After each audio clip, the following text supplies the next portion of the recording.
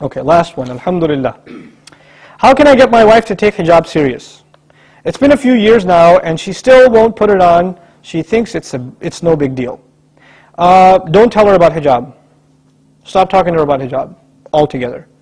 What you do is you talk to her, or actually you don't talk to her, because what happens oftentimes is the people least effective with da'wah are members of the family. Like they would much rather listen to a stranger and actually take their advice than listen to someone in their family. It's much harder for me to give da'wah to my own cousins, because it's just Nouman again, he's talking, it's something on YouTube or something, right? Because I'm just a guy from home. No big deal, right? So this is actually a problem for speakers too. They can give da'wah to the world, but guess what? They got to get somebody else's tape and somebody else's CD to put in the car when they're driving. I want to hear you, I hear you enough. Right? This happens. This even happened to Abu Hanifa rahimahullah. The whole city of Baghdad is coming to him to ask questions. His mother says, you don't know anything. I'm going somewhere else to find out what the answer is. And where she used to go for the answer, that guy was a student of Abu Hanifa. So he would know the answer. He'd say, I'll do my research and get back to you. He'd come to Abu Hanifa, rahimahullah. He would say, tell her this is the answer, but don't tell her it was from me. And he'll go back, right? So the first thing is acknowledge that a lot of times religion, when you try to give it to your family, you have to be a little tactful. You have to be a little, have more strategy, basically. Find a really good speaker about the hereafter, the day of judgment. The biggest problem for your wife, first of all, is not hijab.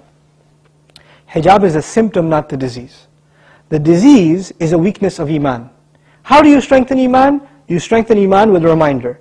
What's the most powerful reminder? Quran. If you look at the ayat of reminder in the Quran, what are they always talking about? The hereafter and the destruction of the people in the past. This is the powerful reminder. People that didn't listen, look at what happened to them, look at what's going to happen to them, right? So, for example, a series on the hereafter, right? Somebody giving a really powerful khutbah on, how human beings have to struggle for salvation. A powerful reminder from Quran. If you make that a culture in the family, where every day, 15, 20 minutes, we're going to listen to something from the Quran in a powerful way. Right? There's plenty of speakers and resources available nowadays that you can listen to. Like, the Al-Laki series on the hereafter is great, I think. And I know people that got off their mortgages after listening to that CD. They got out of riba. It was that powerful. So, take advantage of those kinds of resources and understand that you are not always the best means of da'wah to certain people. Certain people need to hear it from somewhere else. And, we can't make da'wah to everyone. There are some people we have an effect with, some people we're completely useless with.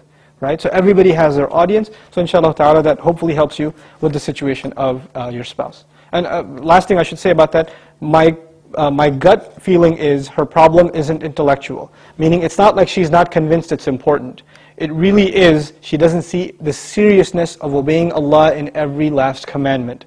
That's the real issue. Once that's resolved, hijab is going to come anyway. And among other things, inshallah ta'ala.